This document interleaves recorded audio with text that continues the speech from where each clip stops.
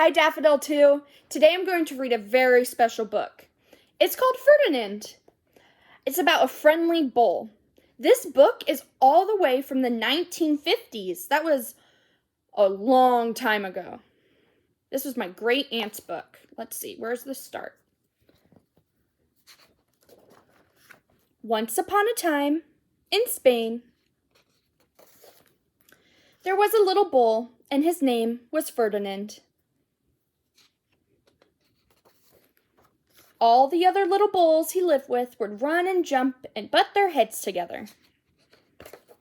But not Ferdinand.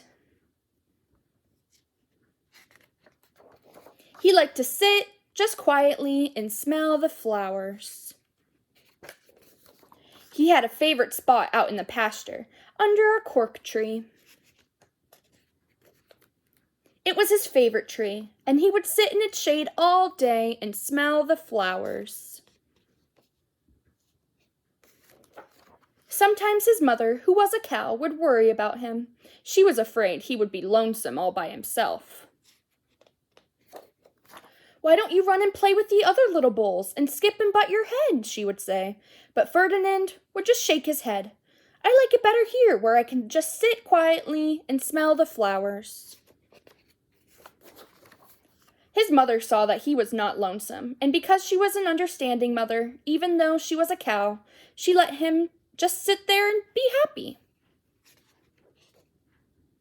He's still sitting under that tree.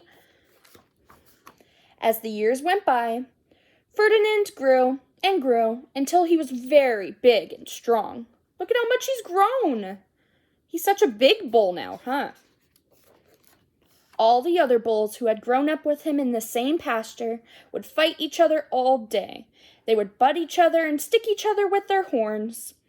What they wanted most of all was to be picked to fight at the bullfights in Madrid. But not Ferdinand. He still liked to just sit quietly under the cork tree and smell the flowers. He's still sitting there all by himself. One day, 5 men came in very funny hats to pick up the biggest, fastest, roughest bull to fight in the bullfights in Madrid. All the other bulls ran around snorting and butting, leaping and jumping so the men would think they were very, very strong and fierce and pick them. Ferdinand knew that they wouldn't pick him, and he didn't care, so he went out to his favorite cork tree to sit down. He didn't look where he was sitting, and instead of sitting on the nice cool grass in the shade, he sat on a bumblebee. Oh no! Well, if you were a bumblebee and a bull sat on you, what would you do? You would sting him, and that's just what this bee did to Ferdinand. Wow! Did it hurt? Ferdinand jumped up with a snort. He ran around puffing and snorting, butting and pawing the ground as if he were crazy. The 5 men saw him, and they all shouted with joy. Here was the largest and fiercest bull of all, just the one for the bullfights in Madrid. So they took him away for the bullfight in a cart. Oh no, they took him from his tree. He liked to smell the flowers, didn't he? What a day it was! Flags were flying, bands were playing, and all the lovely ladies had flowers in their hair.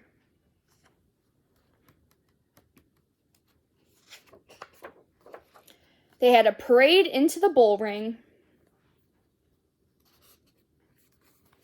First came the banderilleros with long, sharp pins with ribbons on them to stick in the bull and make him mad. Well, that's not very nice, is it? Next came the picadores, who rode skinny horses, and they had long spears to stick in the bull and make him even madder. Then came the matador, the proudest of all. He thought he was very handsome, and bowed to the ladies. He had a red cape and a sword, and was supposed to stick the bull last of all. Then came the bull, and you know who that was, don't you? What's his name? It's Ferdinand, right? They called him Ferdinand the Fierce, and all the bandoleros were afraid of him, and the picadores were afraid of him, and the matador was scared stiff. Look, so scared. They're all scared of the big bull. Ferdinand ran to the middle of the ring, and everyone shouted and clapped because they thought he was going to fight fiercely and butt and snort and stick his horns around. But not Ferdinand. When he got to the middle of the ring, he saw the flowers in all the lovely ladies' hair, and he just sat down quietly and smelled. He wouldn't fight and be fierce no matter what they did. He just sat and smelled. And the bandoleros were mad, and the picadores were madder, and the matador was so mad he cried because he couldn't show off his cape and sword. Did you see the pictures? Look. They're trying, but Ferdinand isn't moving. So they had to take Ferdinand home.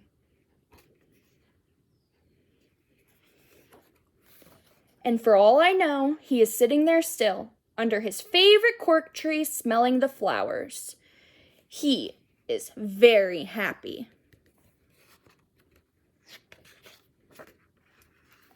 The end. Thank you for reading that book with me today, friends. This is one of my favorites.